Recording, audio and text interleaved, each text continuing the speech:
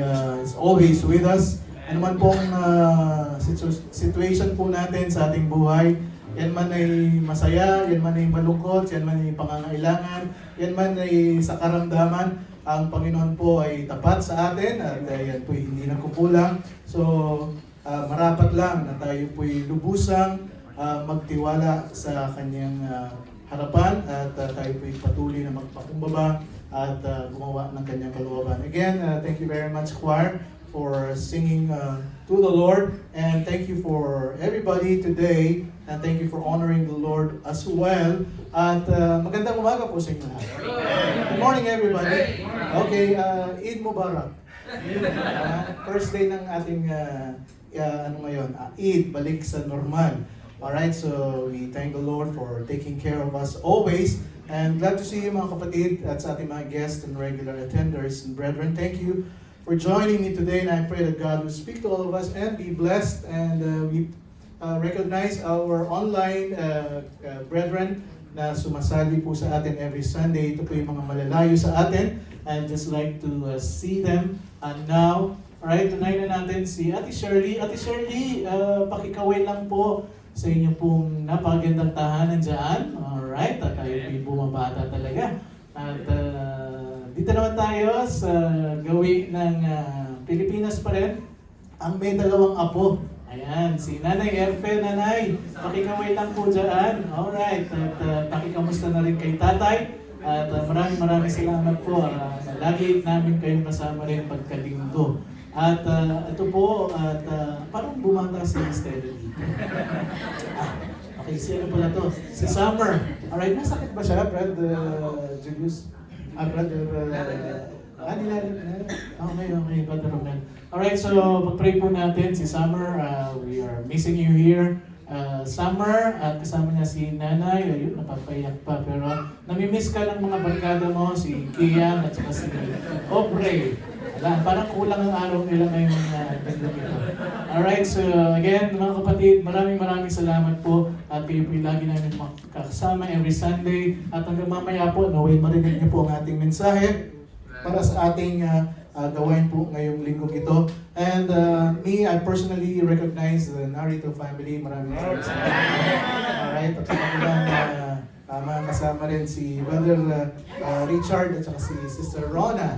Alright, at sila po ay pag-pray natin, no? Na sila po ay makapag-stay din dito sa UAE. At I'm not going to speak today. At meron po tayong guest speaker. At ito po ay galing pa ng Norte. Saan bang gawin ito sa Pilipinas? Sa Megigantes Island actually.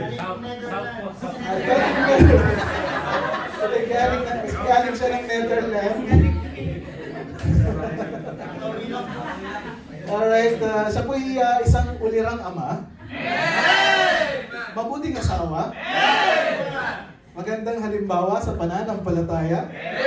Tapat. Grabe naman.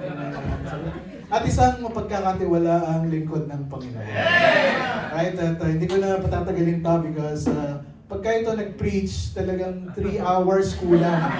Kaya bibigyan natin sa kanya yung pulpit, si Brother Julius, ang ating deacon. Maraming salamat, Brother Julius.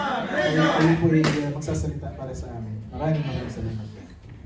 Amen. Salamat po, Pastor Art. And once again, good morning to all. Happy Lord's Day!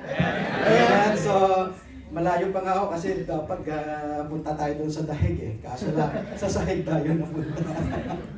So, tayo ba ay masaya ngayong umagang ito? And it's been a privilege for me again to speak and to share the Word of God sa ating kalagitnaan. And sabi nga ni Pastor Noong, I think that was only that Tuesday. Sabi ko, Brad, pwede ka bang mag-preach kasi mag-prepare ako. Pero sabi ko nga naman, dahil it's a blessing na alam niyo po kapag ay sa gawain, talagang kapag tayo po ay naglilingkod sa Panginoon, anytime we should be ready. Amen? Kaya hindi tayo po pwedeng, wag muna ngayon or ano. So, kasi po, tayo po ay tinawag, sabi nga, we have to always be ready to give an answer. And as being a good soldiers, we're supposed to be prepared always. Ika nga, no? So, welcome po sa bawat isa at alam ko na medyo nagagalak po ako dahil yung ating mga kapatirang iba ay atin na po nakasama. And amen, yung mga narito family. Nandito na sila ngayon. Nandito kasi narito. No? So, welcome din po sa ating mga kapatiran from San Fernando, Pampanga. And sa Pilipinas, sila po ngayon ay first time din nila ng Dubai. Amen. At sa mga kapatiran, nagaling pa ng mga malalayo, no? Sa Sharjah, sa Dubai, sa Satwa, no? Amen. Are you happy today? Amen. Parang ang lungkot nyo. Dahil nakakita pa ng gwapo. Amen. Tayo po ay tumayo at tayo po ay magbukas ngayon ng ating mga salita ng Diyos. Let's open our Bible in the book of Ephesians chapter 4, verse 16. We shall read this all together. At pakishare lang po sa ating mga katabi na wala pong Biblia. Let us read all together verse 16 of chapter 4 Ephesians. From whom the whole body fitly joined together and conducted by that which we presently according to the effectual working in the measure of every part, make it increase of the body and the edifying of itself in love.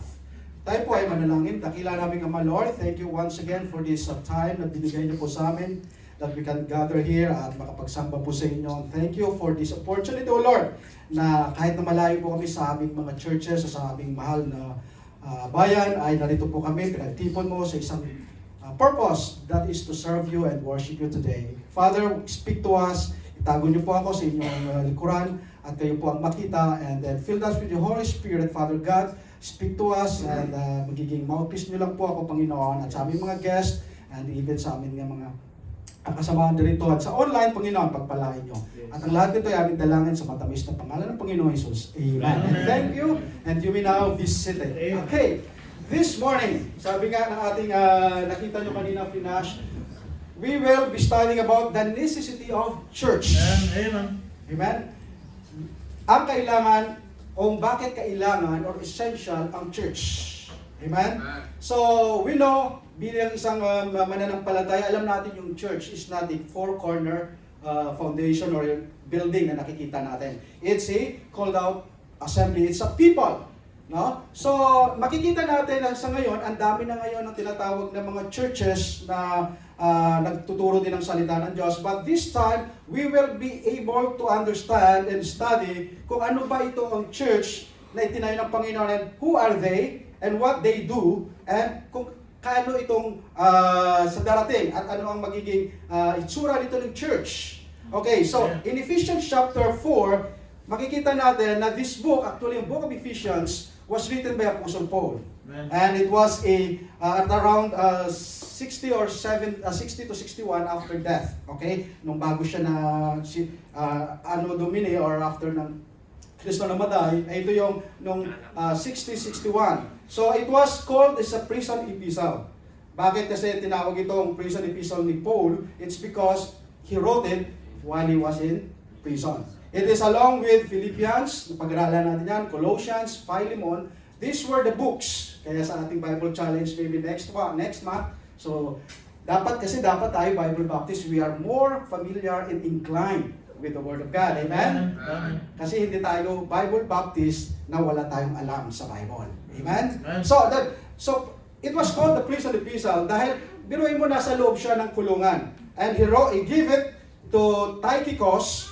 Tychicus was one of the elder of the church who accompanied him. At habang sinusulat niya ito, binigay niya ito pagkatapos kay Tychicus na ibigay sa Ephesians, sa taga-Ephesus, mga believers in Ephesians. Sabi nga ng Ephesians chapter 6 verse 21, but that ye also may know my affairs, and how I do Tychicus, a beloved brother and faithful minister of the Lord, in the Lord, shall make known to you all things. So imagine ka, you are in the prison. No? So ngayon, very natin ngayon na ang dating Pangulo nasa prisuhan, si Duterte. So, if you are in the prison, it's not an easy way na hindi conveniente kung sa loob ka ng prisuhan. Sino ba rito sa atin nakaranas na? Ako lang ba? Hindi. Kasi wala may nag-raise eh. No? So, it's very difficult kasi kahit na gusto mong gawin, ay hindi mo magagawa. You are not free if you are inside the prison. Huh?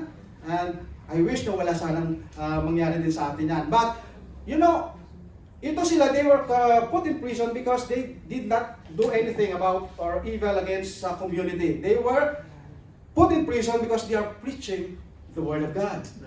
Si Apostle Paul tsaka yung si Silas o yung kanyang mga kasama doon ay nakulong ito. So, he visited the Ephesus before he was put in prison. Mayroon si Apostle Paul ng journey. First, second, third journey. And sa kanyang second journey, maiksi lang yung pagbisita niya. Kasi since si Paul was a missionary to the Gentiles. Remember that? He was called to preach and expound or yung propagate niya yung Word of God sa mga Hintel, yung hindi Jews. Kaya siya ay sinend out ng Church of Jerusalem para siya ay mag-church planting around Asia Minor, around sa Judea, sa Antioch, and even Caesarea, and even up to this Ephesus, or sa lugar ng Ephesus, or Philippi. So now, maiksi lang yun, second sa tapos bumalik siya after sa third niya, so nag-spend siya mostly ng 2 years doon. And Paul ministered to the church at Ephesus, which is now today, yung Ephesus po is a modern day Turkey. Turkey po yan. Sino nakapunta ng Turkey?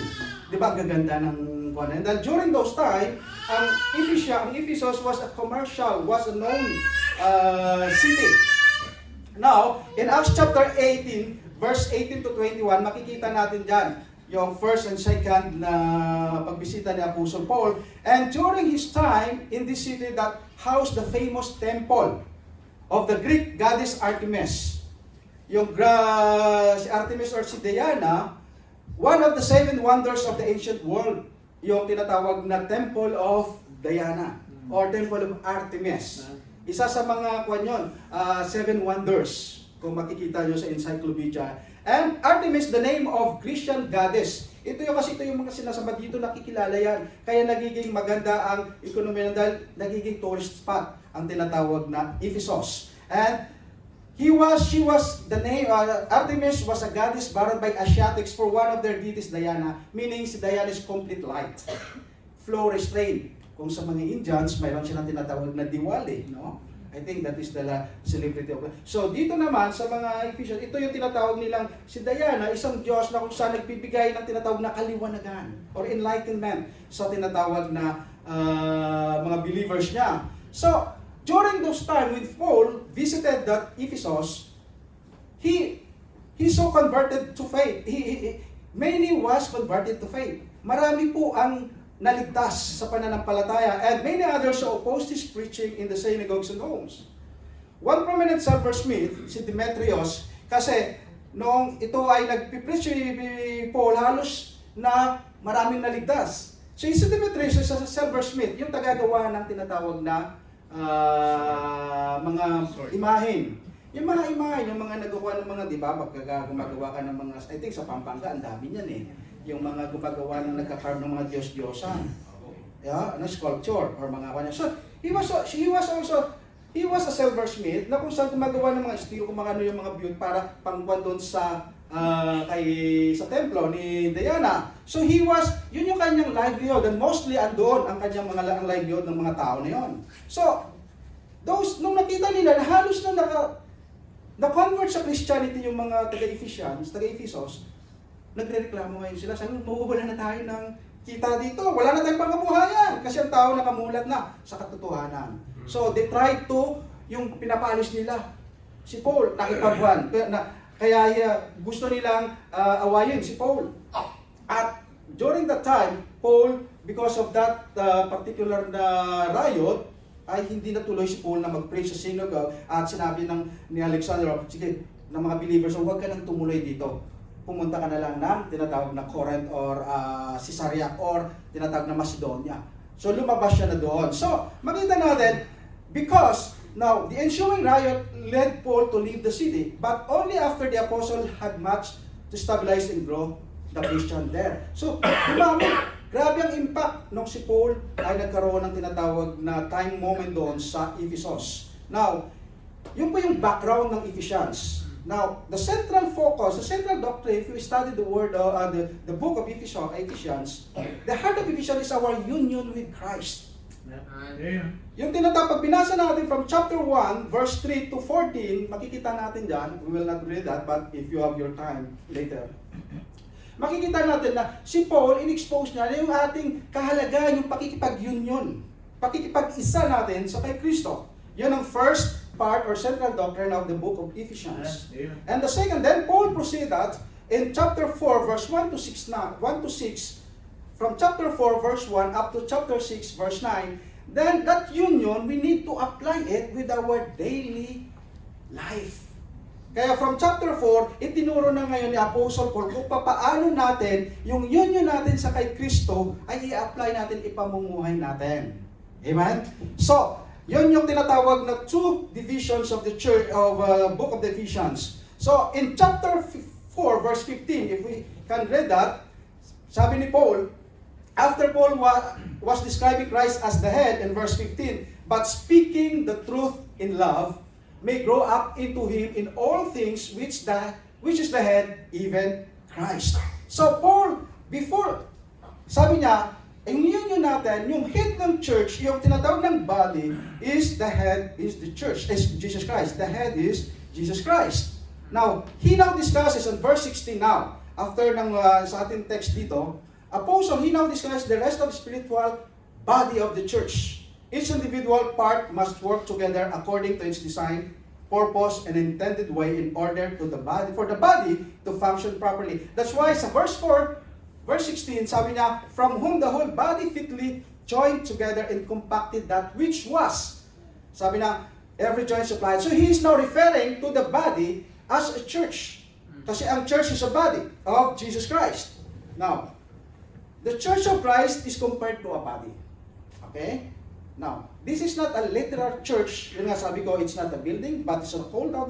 Those who believe in Jesus and those who possessed by Jesus and was baptized in a local New Testament church. We know that this tinatawag na church was established in Matthew chapter 16 in Israel. No? Hindi po sa Pentecost. Ha? Tandaan po natin yan. It was not on Acts chapter 2. That's a wrong doctrine, being a Baptist. Amen. The church was established during Christ's early ministry. That is Matthew chapter 16 verse 18 and 19 when he said, Peter, upon this rock I will build my church. And the church now is not a universal church. It's a local church. Yeah, upon this rock I will build my church, and the gates of hell shall not prevail against it. Meaning, the church from that time was in existence until now, until Jesus Christ will come. And then sabi ng Biblia, it is His body. The church is the body of Jesus Christ. He is the head. Meaning, the true New Testament church, walang kinikilalang founder, walang kinikilalang authority, ay kundi ang Panginoong Jesus. Hindi po ang pastor. The pastor is under shepherd of the Lord Jesus Christ. Meaning, he has to preach the whole counsel of God from the Bible kung siya talaga ay susunod sa Panginoon. If he deviates, if he teach the other way, then sabi ng Biblia, he is not mine. Because the preeminence, the leader, the one who govern on the church is the Lord Jesus Christ. Si Pastor Art po is under shepherd. Amen? The one who controls us, the one who leads us is the Lord Jesus Christ. Hindi po kung sino dahil siya ay mataas na, marami laki na yung church niya. Hindi po yon. Dahil wala po tayo, hindi po tayo naniniwala dito yung tinatawag na centralization of the church. Because that was never been in existence in the Word of God. And that was traditionally founded by the Roman Catholicism and was adopted by the tinatawag na Protestant church. We never protest sa church because sa Catholic church, because Baptist was before Catholic. Amen? It was founded on the Lord Jesus Christ when He said, upon this rock I will build my church. And that church was never been hidden or hindi po yung na-disappear during the history. It was existent. It was, nag-exist po yan. Okay? Wala pong nawala doon sa history. Or even, they were persecuted during the Dark Ages. Kaya mayroon tayong tinatawag na Trail of Blood, whereon all those believers who preached the Word of God was scattered during sa Europe, sa tinatawag natin kung nag-aaral kayo sa salita ng Diyos, they were scattered, they were only minority. At praise God, tayo po ay nasa minority. Amen? Because we're teaching the Word of God. And that is, Christ is the head, the body is the church. Alright? Now, the Church of Christ, sa chapter 4, dito natin pag-aaralan, bakit kailangan ang tinatawag na church? Bakit ano ba ang relevance nito bilang ako ay Kristiyano? The Church of Christ is compared to a body, the life of a body. Kung ito ang simbahan ay ang body, syempre ang ulo si Kristo. Kung wala ang ulo, walang ulo, iba yung ulo mo, si Manalo, yung ulo mo, si Joseph Smith, yung ulo ng simbahan, ng founder, then it could not be a church with Jesus Christ. Dahil ang tunay na simbahan, ang ulo ay si Kristo. Amen? Hindi po si Ili Soriano. Amen? Hindi po si Mike Villarde. Ha? Hindi po. At lalong-lalo, hindi po si Felix Manalo. Amen? Tutulog ata kayo. Ha? Church of Christ is compared to a body. We have to study that the life of a body, its head, members, their unity, and its nourishment, and the soul. Ito po yung mga components na dapat ng body. Tingnan nyo, sa science, we have studied that, the anatomy of the body, right? So hindi naman ako scientist, hindi naman ako, bagsak na ako sa science ko eh. Hindi naman. Pero I mean, may natutunan naman sa anatomy no. So if we have studied that we are unique, the body is very unique. Now, the church is not only the body, but it's the church of Christ will be His bride. Tandaan natin, na yung church, ito rin po yung tinatawag na bride ni Kristo. Ha? It will be His bride. Paano yan? Ito yung papakasalan ni Kristo during sa millennial reign doon sa langit. Sa marriage supper of the Lamb. So kung titingnan nyo dyan, yung sinatawag na yung parable of the 10 virgins, right? Yun po yung naglalarawan, yung tinawag na marriage, na kapag hindi ka kasapot, hindi ka prepared, at hindi ka kasapi doon ng church, you will only be a guest, a spectator. Iba ikaw yung ikakasal, yung bride, saka sa groom. Ang groom si Jesus, ang bride is the church. And if you are not part of the body, then you will not be part of the bride. Diba, sa mga ladies natin, this is the most important and awaited moment na kayo po ay dadalhin ng lalaki sa altar. Diba? Diba? Amen naman kayo dyan. Diba? Ang lalaki naman, sabi nun, bihira naman to, gastos lang to. Diba? No. You know, that's the most happiest moment. Alright? That is, na tayo po ay ang bride ikakasal sa groom na si Kristo. And then, the Church of Christ will reign with Him in the millennial kingdom. Yung mga believers, yung church, ay maghahari din yun sa tinatawag na millennial. Ano yung millennial kingdom? Yung 1,000 years. After yung tinatawag na tribulations, there will be a 1,000 years reign of Jesus Christ. While Satan is under the bottomless pit of the earth, the world, o sa impyerno, andun siya. Tapos ito mga believers, ang church, ito yan. So kapag ikaw ay church, mayroong ibang katungkulan dyan, binibigay yan. Kaya maging kakasama yan. Handa ba tayo doon? Excited tayo doon? Amen?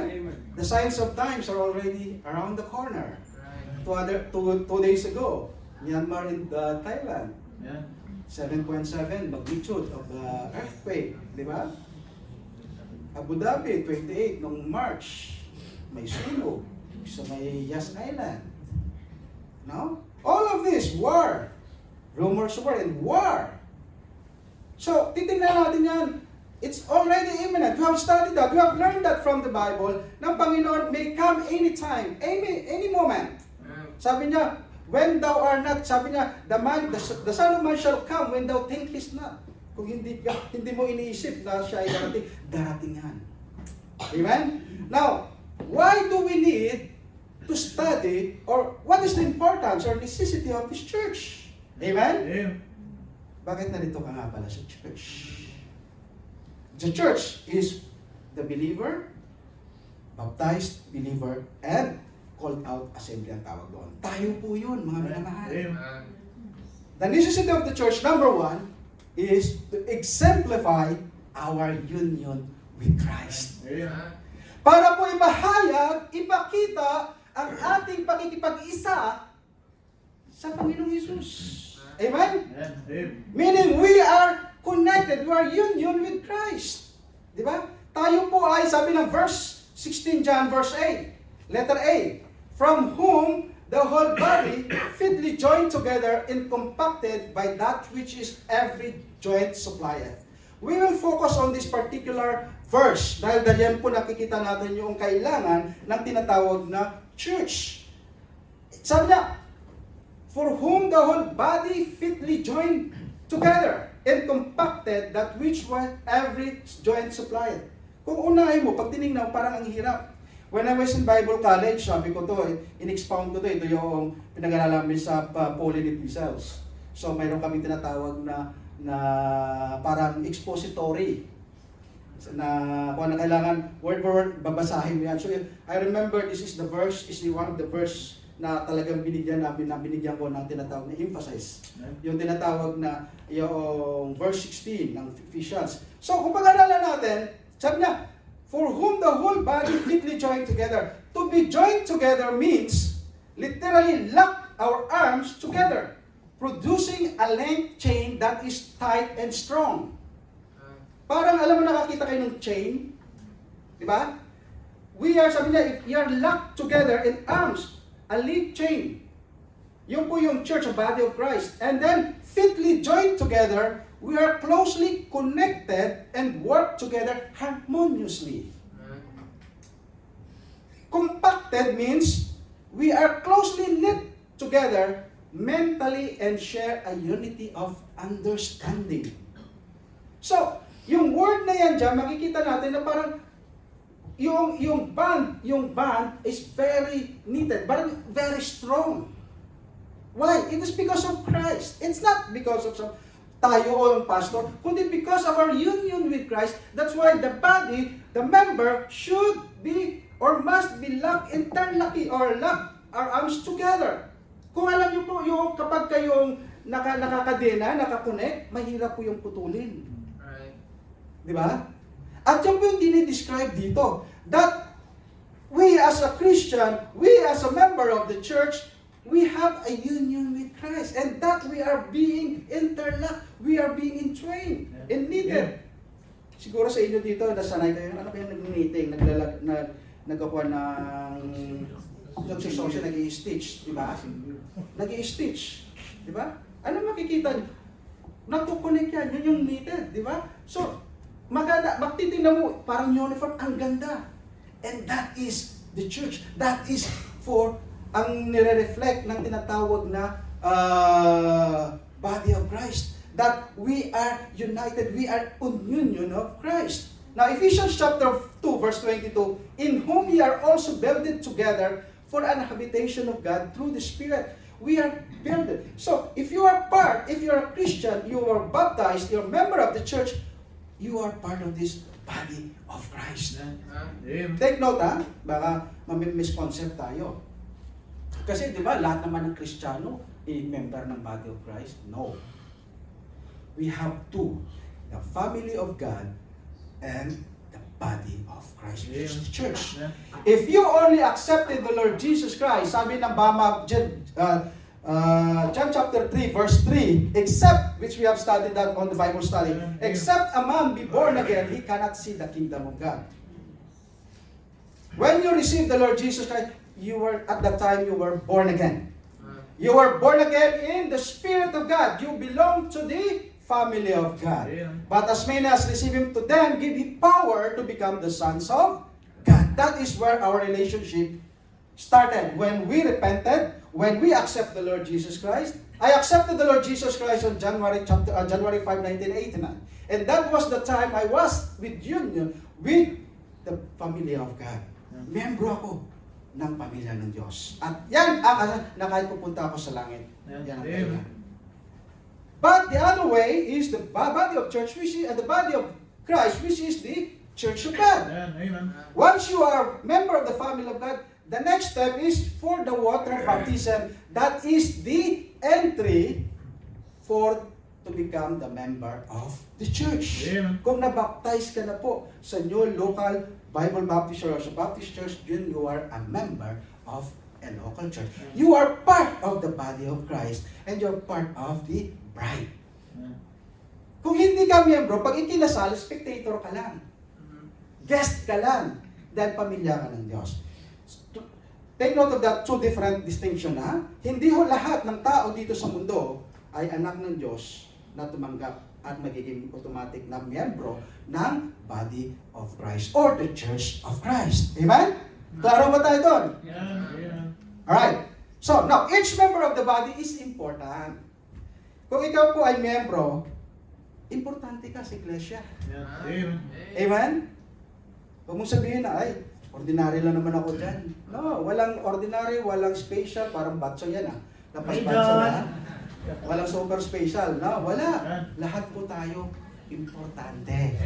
Praise God. Ay, hindi naman ako, kunti lang na nung binibigay ko sa church. Wala naman ako, hindi naman ako nagbibigay sa church. No. Malaki man ang binibigay mo, maliit man binibigay mo, importante. Mahalaga ka. Amen? Kaya ang linggo, mahalaga. Pag wala ka, hahanapin ka dahil mahalaga ka. Pag hindi ka hinahanap, hindi ka mahalaga. Mga asawa, hinahanap ba kayo ng asawa nyo? Mga babae, pag hindi kayo. Tinatawagan ba kayo? Ba't wala ba kayo dito ngayong oras na to? Ha? Binibigyan kayo ng curfew, di ba? Bakit? Kasi mahalaga kayo. Right? Yes. Hindi lang tuwing may sahod, tatawagan, no? Yes, napakahalaga. Kasi bawat miyembro po, regardless of your socio-economic status, your educational status, lahat po tayo importante. Amen. Praise Kaya God. punta po kayo, amen? Huwag niyong i-miss ang pananambahan. Each member of the body is indispensable. Ano ibig sabihin na absolutely necessary or essential and essential? Necessary po ito. Essential ka po sa iglesia. Amen? Sa simbahan. Sabihin mo, ay, wala naman akong pakinabang dyan. Ang simbahan ba magbibigay sa akin ng bigas, ng ayuda, ng akap? Ha? Magbibigay ba ng EIEX sa akin? May 5,000 ba ako dyan? May 3,000 pag pumunta ako sa simbahan? Ha? Hindi nga, wala nga akong makakakain dito eh. Wala nga akong pangsaing eh. Oh. You know what? More than that ang matatanggap natin pag tayo nasa simbahan. Amen? Man shall not live by bread alone, but by every word that proceeded out of the mouth of God. So, very essential po tayo. And each member of the body is integrated. Ano ibig sabihin yan? Integrated po. We are combined or into a whole. Body refers to a separate entity, yung integral po. Hindi magiging kumpleto kung wala po ang bawat isa. Tanggalin mo nga yung ito, kamalingking, di ba? Tawag dito? Kamingking daw eh. Sabi nila, kamingking. Pinky, pinky. Ha? Pinky. Pinky. Tanggalin nyo to. Total, hindi naman ito importante. Sige nga. May pakinabang ba to? Meron. Siyempre, maraming pakinabang. Ha? Di ba? Ito lang minsan ang nilalagyan natin dahil kwenta bagas ako, napakahalaga, no? So lahat ng part ng ating katawan, mag-isip ka anong bahagi ng katawan mo ang hindi importante, hindi integral, hindi siya walang kabuluhan. Wala. Kahit po. Kahit na yung ano natin dito sa loob ng kuwan, yung ano ba yun? Kulangot. Yung kulangot, bakit may kulangot? Do you understand? Bakit may dito siya kung bakit may tutuloy, ano may tawag dito? Bakit mayroon ba dyan? Importante part ng body yan dahil nakakapon dyan. Dahil kapag wala yan, yan tsaka yung mga hair doon, wala, yung hair na nagpo-protect doon, masisira yung ating tinatawag na eardrum. Tapos dito, yung ating, kapag wala nang hair din doon sa loob, tsaka yung ano yun. Di ba? Lahat na lang ng isang langhap, kahit na medyo mababa yung ating, ha? Pero, yun po. So, integral po tayo dito. Sabi nga, more harmony and unity of sympathy and cooperation in work fitly frame and knit together. More elasticity, versatility, and variety of life in action. Every joint supplying its own share of work. We have, mayroon po tayo ini-expect ng Panginoon na mag-share ng ating kanya-kanyang functions as like with the body. Closer union with Christ, the whole body must grow up in all things unto Him which is the head. Have you noticed when you were still young, maliit din yung kamay mo? Maliit din yung mga paa mo? Pero nung lumalaki ka, nagpaiwan bang maliit yung paa mo? Lumalaki din yan. Bakit? Hindi lang pwedeng isang bahagi ng parte ng ating katawan kapag tayo nag-grow ay mananatili siyang maliit. Unless na lang kung yung ilong natin talagang pango, talaga hindi. Pero tumatamos pa rin yan dahil ako nga nung sabi nga ng aking tiyahin noon, kasi nung maliit ako parang negro ako, parang hindi nga sabi pa, ipinanganak ka lang. Kasi di ba dalawa sabi nga, may ipinanganak tsaka yung may pinagpala, no? Kasi sa medyo gwapo, mga katulad ni Pastor Art, mga ipinanganak lang. No? Ipinanganak lang. No? So kung ipinanganak ka lang, huwag ka na. So sabi ng ang tita ko noon, sabi niya, ang itim-itim mo nung bata pa ako, sabi niya, pangit mo, parang mo, syempre, totoo yun. Hindi niya makita, nung makita niya na ako, nung bago siya namata, nakita niya, kasi may picture sabi niya, ay, bago mo na pala ngayon nuna. Syempre. Oo, di ba ganun talaga, kapag ikay lumalaki, lalo kapag nasa naglilingkod ka sa Panginoon. Praise God. Amen. Tingnan niyo yung tao, yung believer, tsaka yung hindi believer, mas nagmumukhang bata ang mga believer. Bakit? Di ba na-notice mo yan? Si Kuya O lang, 5 years ago, ganyan din ang mukha. Ngayon, hanggang ngayon, fresh pa rin. Di ba? Yes. Why? It's because, yan yung tatawag dito, tayo yung members, kapag nag-grow yan, hindi tayo talagang walang may nag-iiwan dyan. Lahat yan po ay sumasabay. The true members of Christ are entirely dependent on Christ. And they are dependent upon each other. The true members, tingnan nyo true members of Christ are entirely dependent on Christ. We as true believers, we are dependent on Christ. And then those are dependent upon each other. That's why connected po tayo. May tinatawag tayong interrelational fellowship. Yung tinatawag na relationship, relational. Ibig sabihin, nag-affect po tayo bawat isa. We are connected with each other, not only to the Lord, to Jesus, but we are tinatawag na in relational relational aspect. Kaya napakahalaga. Kaya wag po tayong mapagod dyan kung may nangangamusta sa atin na mga kapatiran. Bakit po? Tayo po ay nagde-depend. Apektado po yan. 1 Corinthians chapter 12 verse 18, but how now had God set the members of every one of them in the body as it has pleased Him. Romans chapter 12 verse 14 and 4, for as we have many members in one body, and all members have not the same office. Take note yung office dyan, magkakaiba tayong tinatawag na function. Ibig sa walang pare-pare or practice. Ang Greek word dyan, praxis. Praxis. Pag sinabi yung office yung praxis. Ibig sabihin, walang magkaparehong office or practice or function ang bawat member. Hindi ho tayo clone. Kahit na by day, say, year 2035 or 2040, lahat na magpa-function sa kwan is robot na ni Elon Musk. Dahil clone yan But we are created unique. We are not clone. So what you have, what functions you have in the church is not the same what with others can contribute. May kanya-kanya tayo na trabaho. Si Pastor Art magaling kumanta, umawit. Ako, si Di ba? Yes. Kaya hindi ako nagsusolo. Kayo magaling kayo mag-drawing. Maganda yung penmanship nyo. Aking doktor.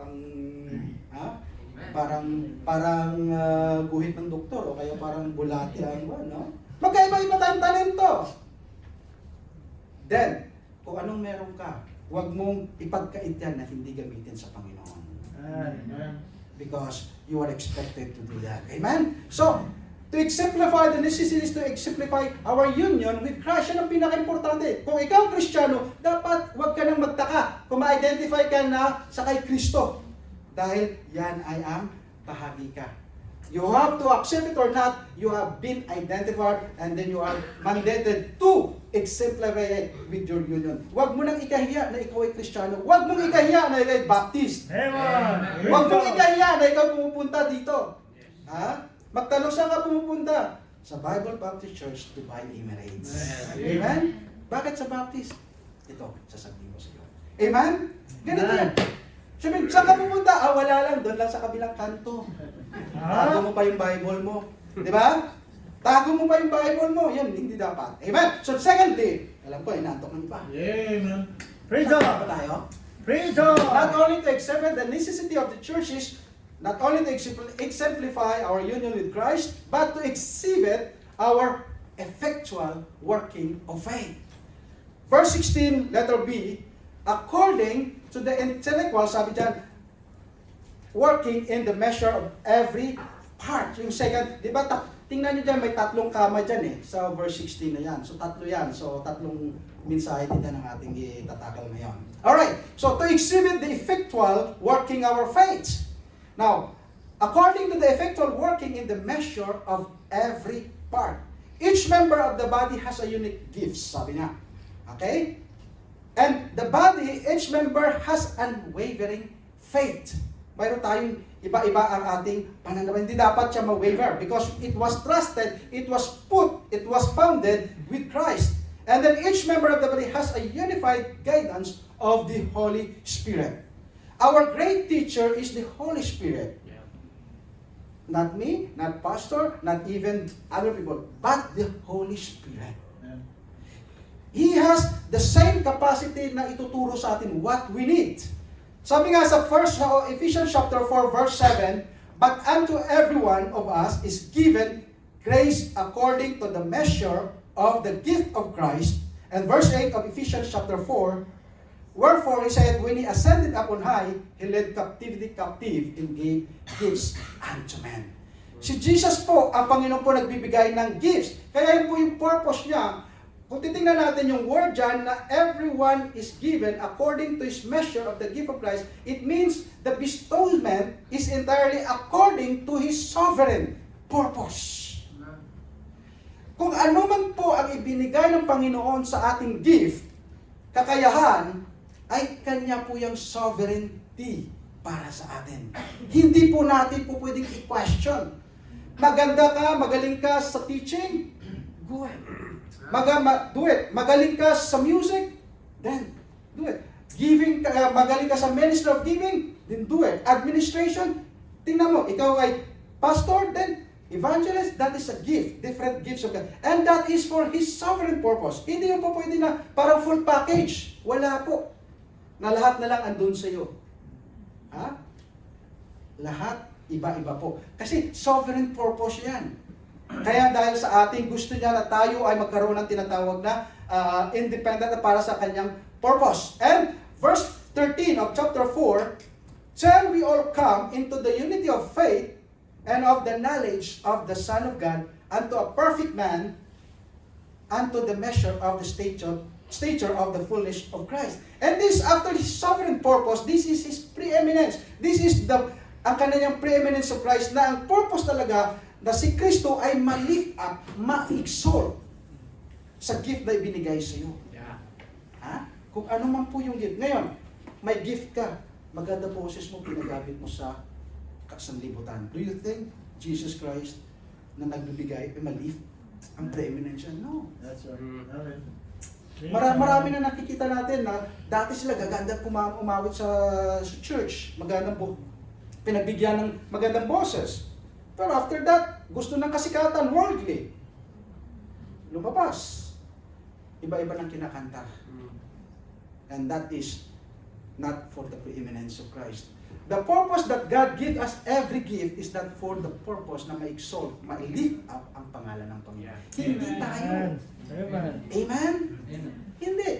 Kung binigyan ka ng gift ng gift ng Panginoon as a giver, as a administrator, o yung ibigay mo hindi yung para makuha mo yung credit. Dahil kung hindi ako dyan magaling, hindi ako magaling sa pagtuturo, sa pagpipreach, wala yan. No. It should be the preeminence of Christ. That's why lahat ng ating ginagawa dito dapat ang Panginoon. Amen. Amen. I don't care who gets the glory, the credit, but let God gets the glory. Amen. Amen? Lahat po, tayo po ay instrumento lang dito.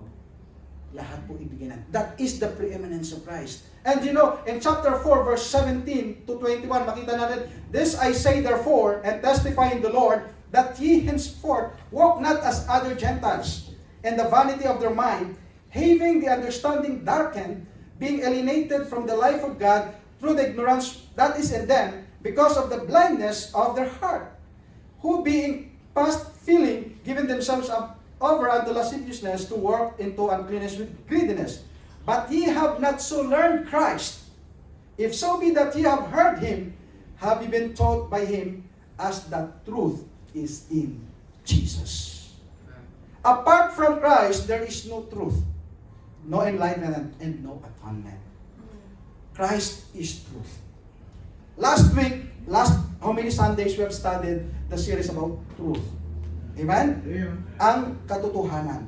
Apart from the Lord Jesus Christ, tayo ay walang katotohanan. And the Bible says, sabi ni Paul, tayo ganito yan dati. Sabi niya sa mga taga-Ephesians, ganun kayo, sumasamba kayo sa Diyos-Diyosan, kay Diana, ganito yun. Akala nyo, alam nyo na tama yung ginagawa nyo. Sabi niya, katulad sa akin, na I persecuted the church, I have the authority from the council to persecute, to kill all those Christians, all those believers who preach and taught about the Bible, about Jesus Christ. And I thought, sabi ni Paul, I am doing it for Christ. But no, it's not. Because, sabi ni Kristo, we are alienated. We are apart from the truth. We thought that was the truth, that kung ano yung ating pinagmulatan. Mayroon mga matatanda na kung saan ako namulat, doon din ako mamamatay. Yan ang tradisyon namin eh. Babaguhin mo, bata ka pa, papunta ka pa lang, pauwi na ako. May mga ganong filosofiya. Lalo kapag yung mga filosofa, yung mga matataas na angkwan, ay Brad, 4 years lang pinag-aralan mo sa theology, bachelor ka, 4 years lang, wala ka yan. O kaya ako, 8 years, abogado ako. Tapos, gaganunin mo ako. Yes. Sabi na nga, ye have not so learned Christ. Sabi niya, you are discerned. Ikaw ay tinatawag, wala kang kaalam-alam. Sabi, you are alienated because you thought that you are under knowledge. Malalaman mo ang katotohanan. But sabi ni Apostle Paul, apart from Jesus Christ, there is no truth. Amen. Amen? Kasi yan po ang katotohanan. The Word of God is truth. Walang kaligtasan kung wala kay Kristo, sabi ni Paul. Kaya sabi niya, tayo dapat yung ating pananampalataya na kung binigyan tayo ng gifts, yung ating pananampalataya hindi dapat malinlang o mag-waver at dapat tayo ay mapapasailalim sa banal na Espiritu dahil tayo po ay bahagi ng iglesia. Yan ang important, isa sa mga pangalawang importante na dapat ipakita natin. Huwag po tayong manghina kapag tayo ay may mga problema. Bakit? Ang Panginoon po ang siyang magbibigay sa atin ng tinatawag na kalakasan as long as we remain in Him. Tingnan mo, ang isda, kapag tinanggal mo sa tubig, mamamatay. Di ba? Ang tag dito, ang water or amphibians, pag siya mga animals sa kingdom, kahit yung tinatawag din na ibon, hindi din sila tatagal kapag ikinulong mo. Hindi sila free. Anong konsepto nun? Anong principle? Kapag hindi ikaw dyan, inalis ka sa lugar na dapat kang kalalagyan ng lagayan mo, ay hindi ka makakapag-survive. Same way sa Kristiyano. Kapag wala po tayo, umalis po tayo sa church, do you think you will survive? No. I mean, hindi po tayo magiging productive, hindi po tayo magiging effective bilang Kristiyano kapag tayo po ay wala sa simbahan. That's why ang ating buhay po ay nasa simbahan. Dahil doon po tayo ay tinuturuan ng salita ng Diyos. Amen? Hindi ba? Lastly, amen. Last na lang. Last. Ba't parang sabi nila, parang maiksi parang naninibago ako Parang 20 minutes lang Hindi, ang last nito, 3 oras. Praise God. Amen. And finally, not only the necessity of church is to exemplify our union with Christ, to exhibit our effectual working of faith. Now take note, I just want to emphasize, effectual working. Meaning the faith that we have, it will be only effective and kung tayo po ay nakasandal sa Panginoon. Kaya nga sabi ni James show me your faith without works, and I will show my faith with works. The effective way of showing your faith to people is through your works. Right? That you're saying. But your works, it doesn't mean that faith and works will lead you to salvation. Hindi po yan. And that is not the formula for salvation. Faith alone equals salvation. If you put faith plus works plus equals salvation, that is a false doctrine. Amen? Clear ba tayo doon? But, if you have faith, since faith is intangible, pag sinabing intangible, you cannot touch, you cannot see, you cannot feel. Can you see your faith? Can you sense your faith? No. But how will you prove that you have faith? Sabi ni James, works. Si Paul, the man shall be justified by faith and not of works. They are not contradicting each other. Huh? Si Paul is reflecting on the justification in the sight of God. We are being justified through faith in the Lord Jesus Christ. Apostle James tells about justifying us as a Christian in front of people. Yes. Amen? It's not two contradicting verse. Hindi yan sabihin na, kasi nag-aaway yan eh. Kaya nag-aaway si Paul sa si James. No, Apostle, they are not. Well, if that will be the way of our interpretation, then we are saying that the Bible contains contradictory words and errors. And it's not fallible. It's not infallible. It's not inerrant. Meaning, this Bible contains a lot of mistakes. If that will be our belief, then uli na lang tayo. Why do we need to study the Word of God? Why we are saying that the Word of God is authority, supreme, kung wala tayong concrete, free of error na salita ng Diyos. Right? But God is not slack. He's not the author of confusion. There is no private interpretation of the Bible. 1 Peter dyan, sabi niya, let no man interpret, but sabi ng 1 Peter chapter 2 verse 9 or 19 then, or 1 Peter, wala dapat private interpretation sa Word of God. Amen? So, wait, that is to become effectual ang ating pananampalataya, makikita po yan. So, being on the tinatawag na church, kaya kailangan ng church. And then finally, number 3, to entail maturity by edifying oneself in love. Para po ipakita, para po ay tinatawag na entail yung pag-grow. Paano? By edifying oneself in love. Verse 16 and letter C, make it increase of the body unto the edifying of itself in love. The fact that the more people, the more love abound, the more will be edified.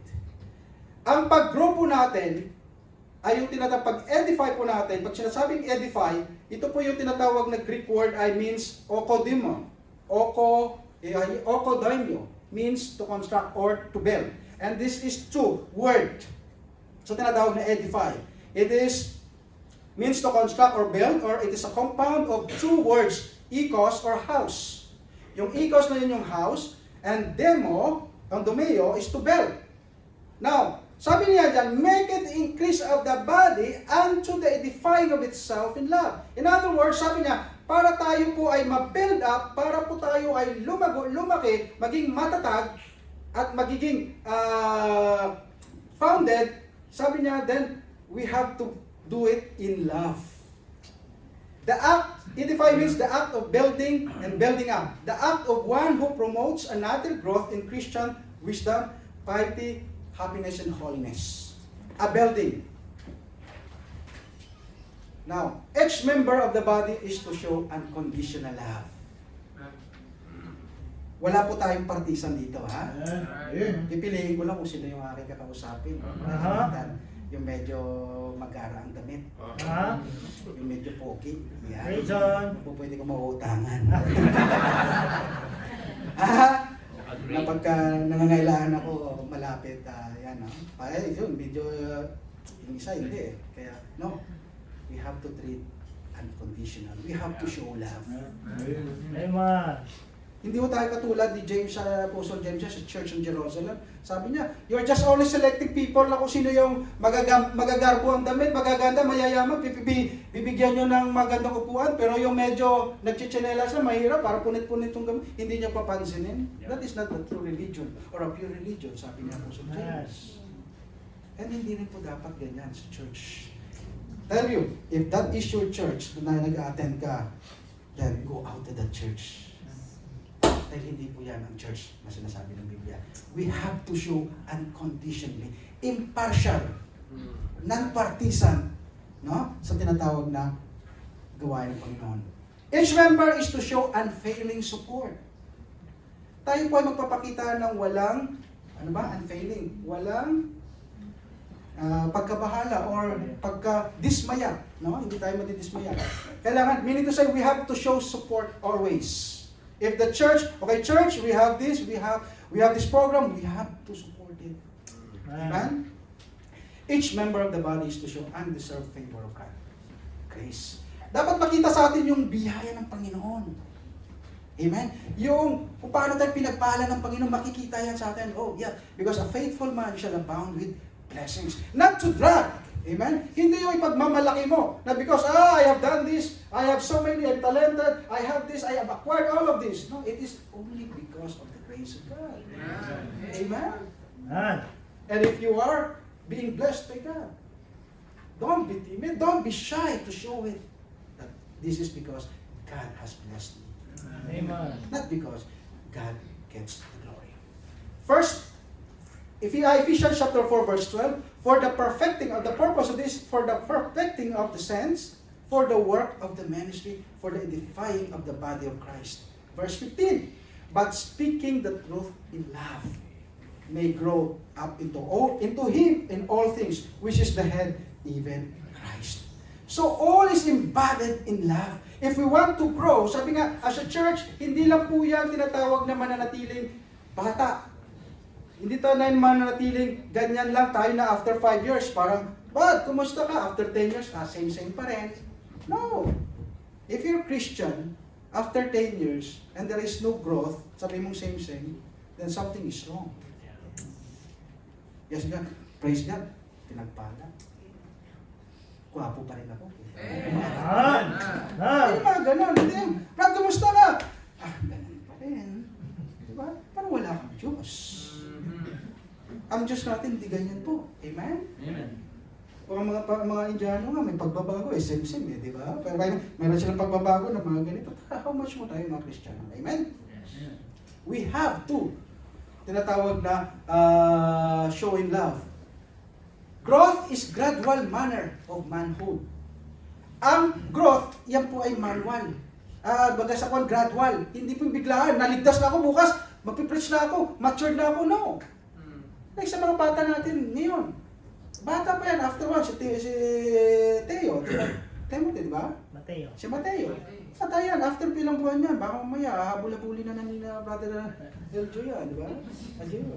Saka ni sister ko, di ba? Hindi na nila makundan. Yan, ganyan. Ang anak ko dati si Eljo, parang kulit. Parang hanggang ngayon, makulit pa rin.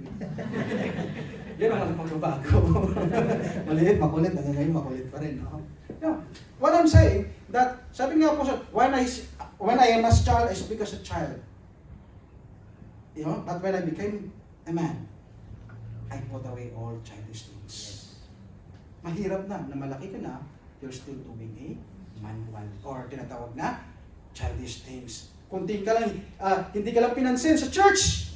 Hindi lang kinamayan. Hindi na ako babalik doon, mga suplado, lalaw pastor. Hindi mo lang ako binate. Hindi mo lang ako binate sa birthday ko. Hindi na ako babalik. No, that is a childish act. Amen? Growth is the gradual attainment of manhood. Christ is the object of our growing knowledge. Si Kristo po yung object ng ating growing knowledge. And the knowledge, we have to grow in the knowledge of the Son of God. Hindi po in the knowledge of the world, in the knowledge of internet, in the knowledge of encyclopedia, but we have to learn and grow in the knowledge of the Son of God. Pag-aralan natin ang buhay ng Panginoon. Mag-grow tayo kung ano siya at yan ang tinuturo ng church.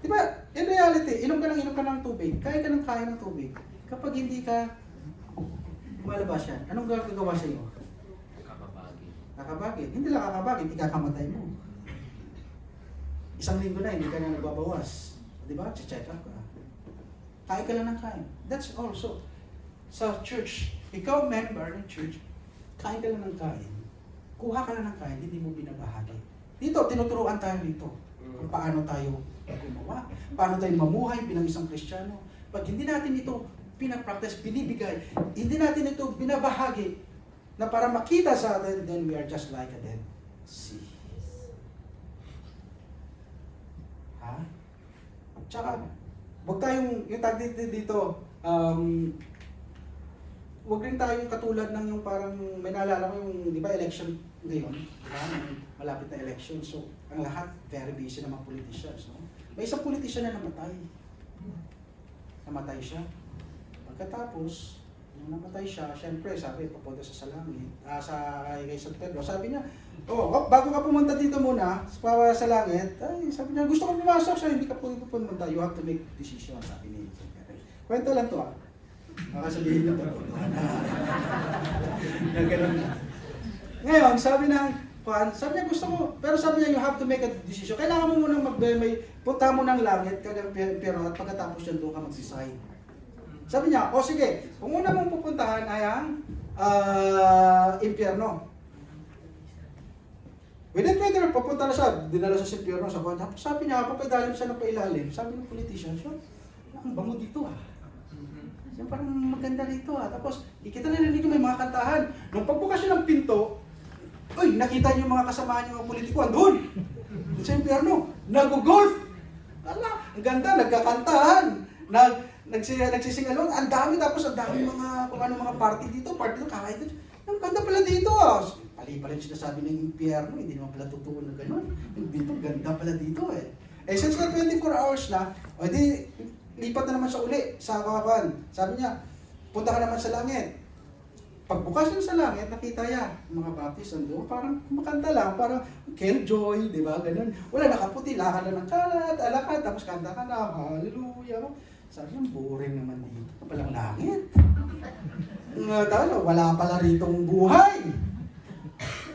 Sabi ng, ngayon, sabi ni San Pedro, halika na ngayon, nakapag-decide ka na.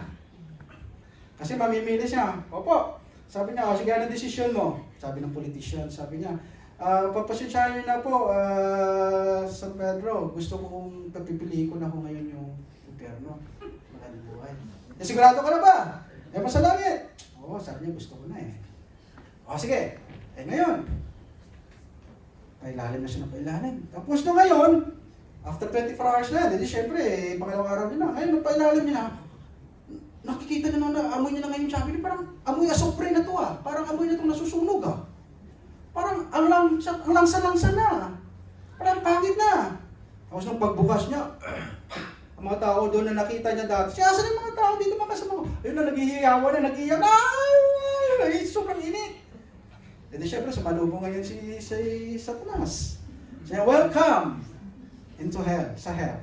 Siya, bakit ganito? Sabi niya, hindi naman ganitong nakita ko kahapon na nakita ko kaya ito pinili. Sabi niya, bakit?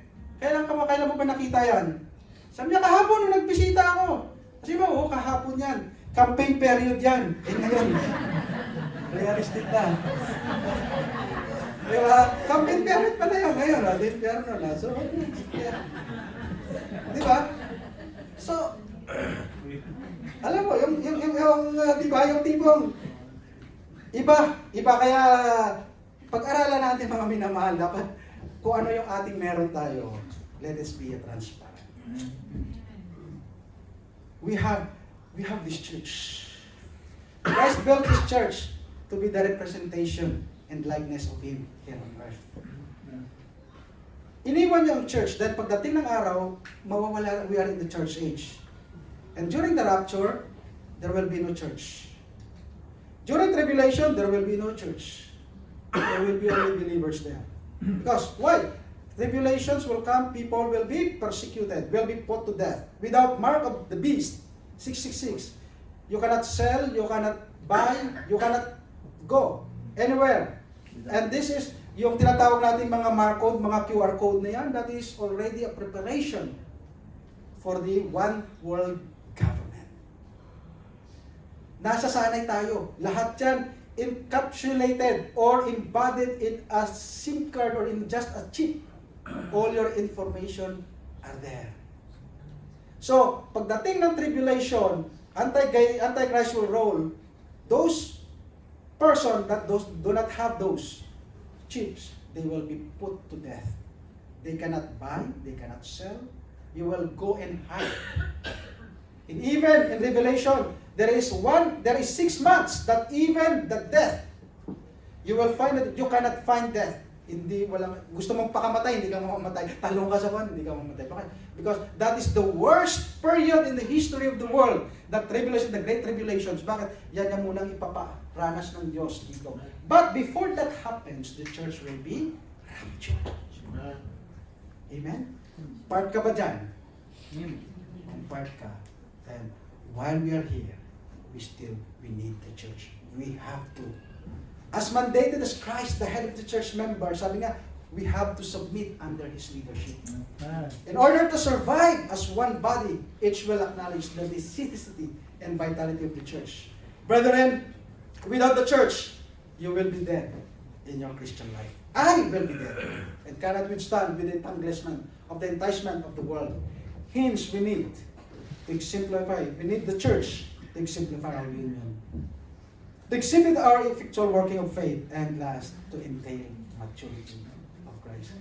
Yan po ang bakit kailangan ang church. The necessity of church. From whom the whole body fitly joined together and compacted by that which every joint supplieth, according to the effectual working in the measure of every part. Make it increase of the body unto the edifying of the love of itself in church. So we need the church that is I hope and pray na Panginoon ay nag-usap sa atin. Patatawagan ko po si Pastor Art. Thank you po.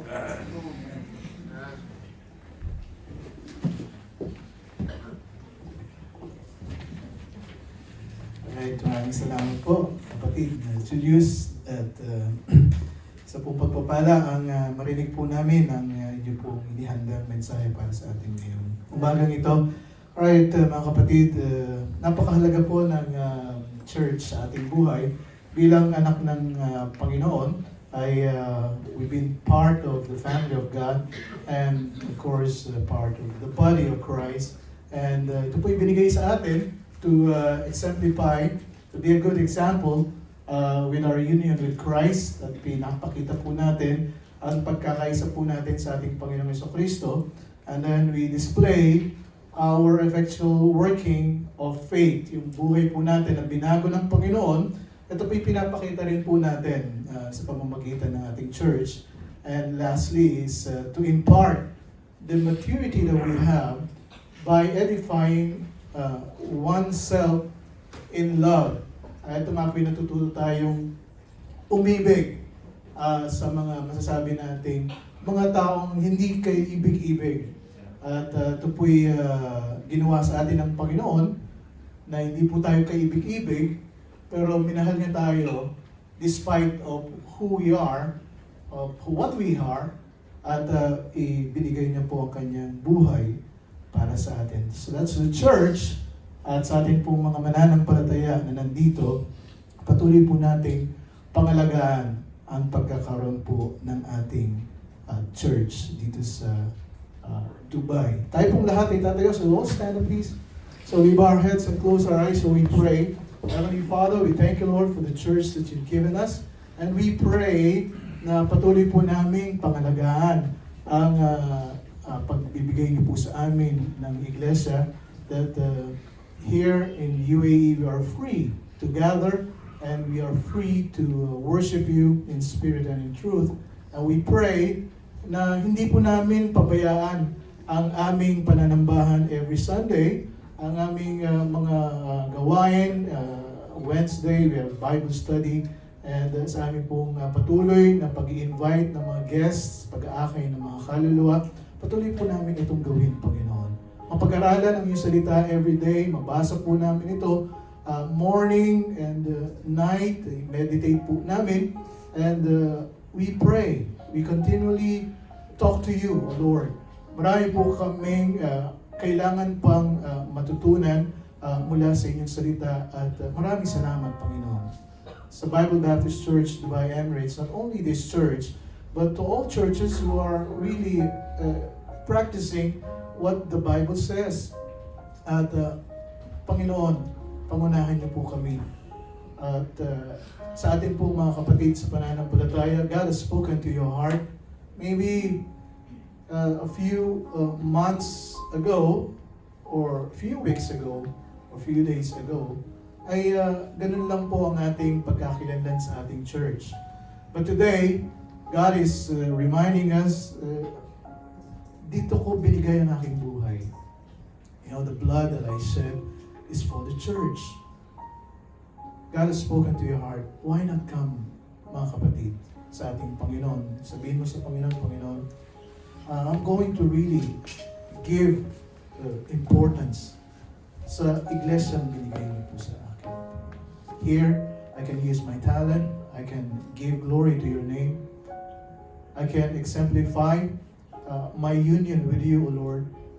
I can exhibit my changed life and the effectual working of my faith, and I impart the maturity that you've given me by edifying oneself in love. Natututo po akong umibig, Panginoon. And you're changing me, you keep changing me. Kapatid, God has spoken to your heart. You speak to God. Kausapin mo ang Panginoon. Sa aming mga bisita, meron po mga kapatiran na lalapit din po sa inyo at ibabahagi ang salita ng Panginoon. You pray. You're going to repent and open your heart, receive as your Lord and Savior. And if you did that, you know, sabi ng Panginoon, you're going to heaven pagka nawala ka sa mundong ito. Brethren, you speak to God. Kausapin mo ang Panginoon. You pour out your heart to Him. You tell Him kung ano yung mga sitwasyon mo sa buhay. You tell Him kung ano yung mga pangangailangan mo. Naintindihan ka ng Panginoon. Naunawaan ka ng Panginoon. I-examine yourself. Kausapin mo siya. It's been a while. You speak to Him. You talk to Him. You renew your commitment to Him.